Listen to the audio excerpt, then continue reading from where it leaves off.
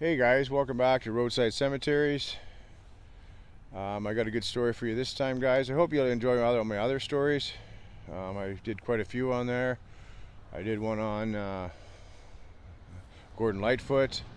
I took you around, showed you his childhood home.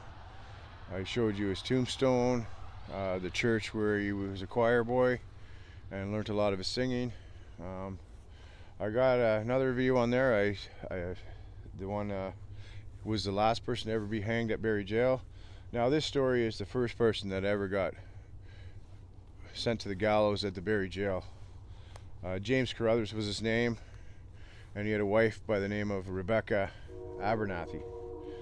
Now at this time Barrie didn't even have a gallows, so he would be the first. He was the reason they built the gallows. So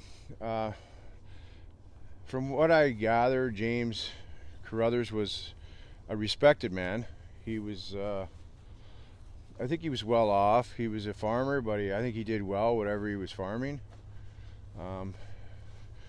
Apparently everybody talked highly of him in the community. So, but he had one small flaw there. He didn't seem to like his own wife.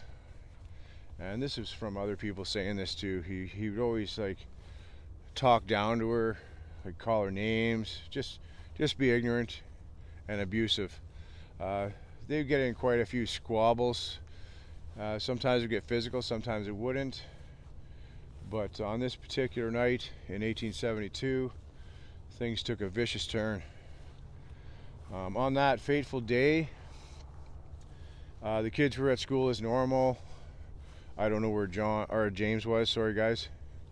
I keep getting that name mixed up with John, but James was his name, James Carruthers. I'm not sure where he was. I'm assuming Rebecca was at home, as that's how things were done back then. She would look after the house, cook the meals, and look after the children. She had several children to look after, but I mean, they were in school at the time. But the kids came home from school that day and for dinner, and Rebecca asked one of her sons, Robert, to go find their father. So James usually hung out at one or two spots. He either hung out at the blacksmith shop, or he hung out at a local farm that doubled as a tavern. Now he found him at the blacksmith shop and just kind of relayed the message. Mom wants you to come home, dinner's ready. He said okay, and Robert went home. A little while later, James came in without saying a word. He sat at the table in front of his meal, did not touch his meal, looked at his wife and said, "Tonight you're gonna drop," and left. He went back to the local tavern. A little while later, he came back to the house.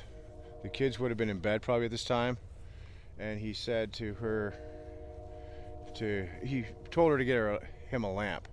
So she got the lamp, and he proceeded to take his coat off and hang it up, and inside of his coat he had a horsewhip. Now he took this horsewhip, he took the handle of it and hit her in the head a couple of times with it. She tried to fight back, and he hit her again with it and knocked her to the floor unconscious. At that time, one of the kids, Robert I believe, ran across the road to a neighbor, Miss McDonald. At that time, Miss McDonald and her boarder, Frank Wood, came over to the house. Seeing the condition of her, they told the children to go get the doctor. They did that. While they were going to get the doctor, they put James to bed, and then Frank took Miss McDonald home. Now when Frank came back, Rebecca looked worse off than she did when he had left to take Miss McDonald home. So she had a big gash on her forehead that wasn't there when Frank left to take Miss McDonald home. So James Carruthers was charged with murder. Sorry guys, I'm getting ahead of myself. The next day, it wasn't until the next morning that she died, and then he was subsequently charged with the murder of his wife. And he was convicted by a jury. They found him guilty, but they asked for mercy. And the judge turned around and said, no, he's getting no mercy. He gave his wife no mercy. So he sentenced him to hang. So again, guys, remember, at this time, they did not have a gallows. So a guy named Alexander Graham was probably like the first time, in this, at least in this area, that was ever tasked with the job of building the gallows for the Barrie jail. Once this, and that was in 1883. I'm not sure. I think it was around April or something like that, guys. I'm not 100% on that, or maybe he was convicted in April, but he was sentenced to hang, and the hanging took place June 11th, I believe, 1883. And on this, he was the first person to ever hang in the Barrie jail. So, yeah, it's quite an interesting story. But guys, it doesn't stop there. So after he's hanged, the coroner or medical doctor that's supposed to come and pronounce him dead, he's really taking his time to get there or something like that. But anyways, he had a cut on his finger when he was on his way to pronounce James dead. And what happened there was he ended up getting blood poisoning, this coroner or medical examiner, whatever they were called back then, guys. And he ended up dying a few days later, or a little while later, from that. And so it's kind of said that James Carruthers actually committed another murder from the grave.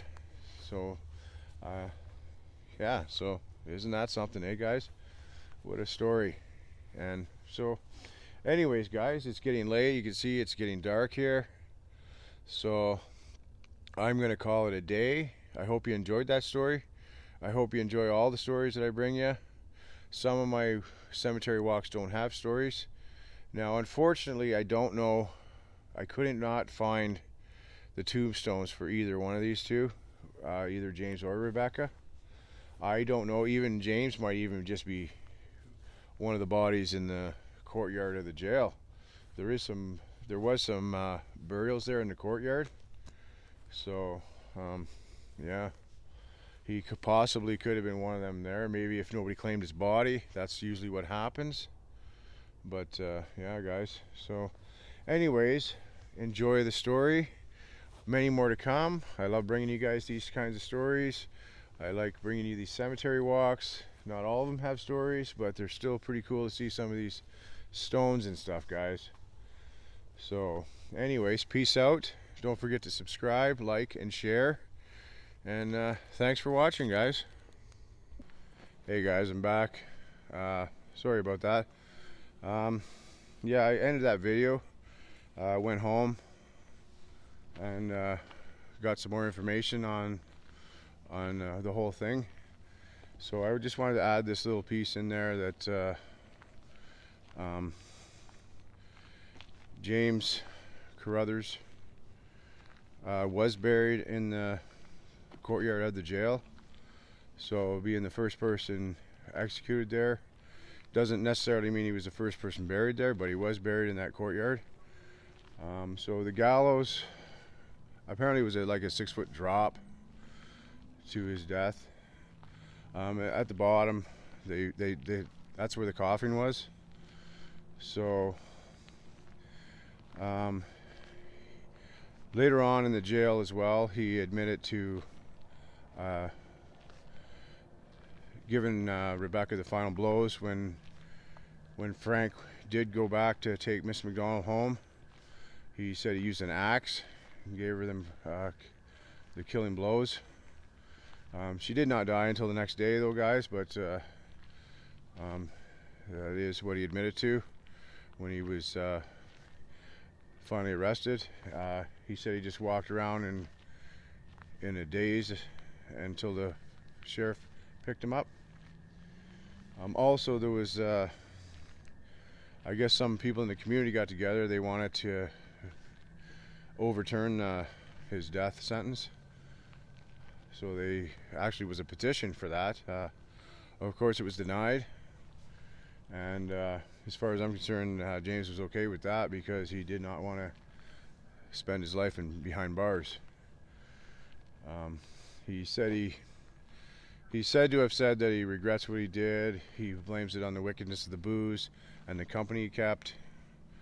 But I mean, a lot of people say that when they're looking death in the face. He may have remorse.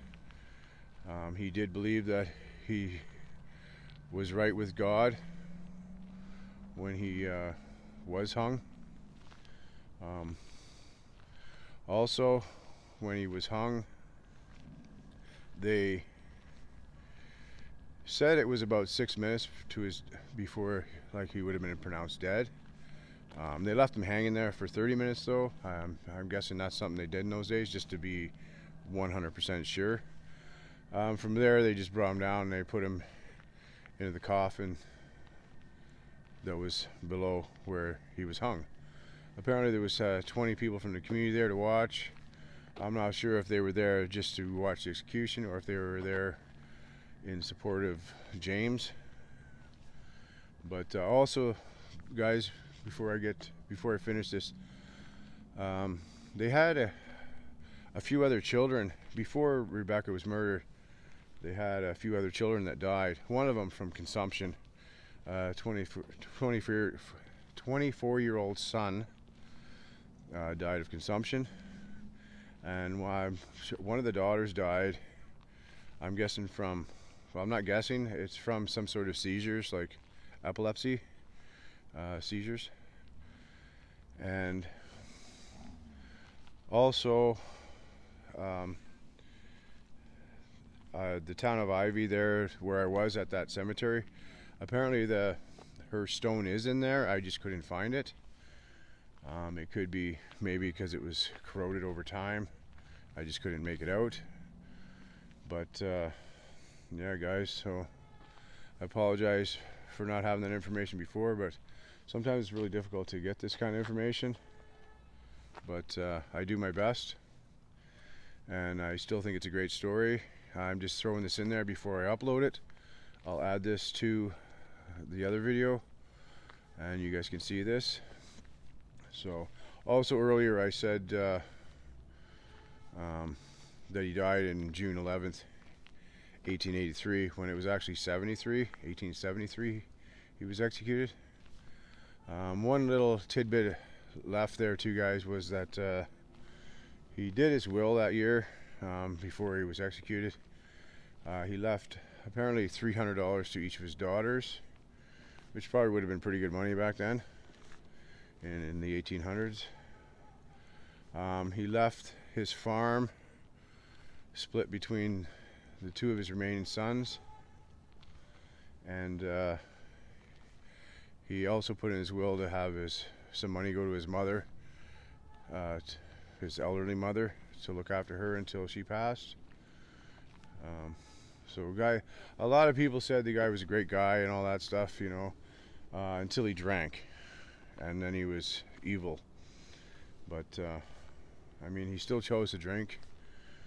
That's on him. It's too bad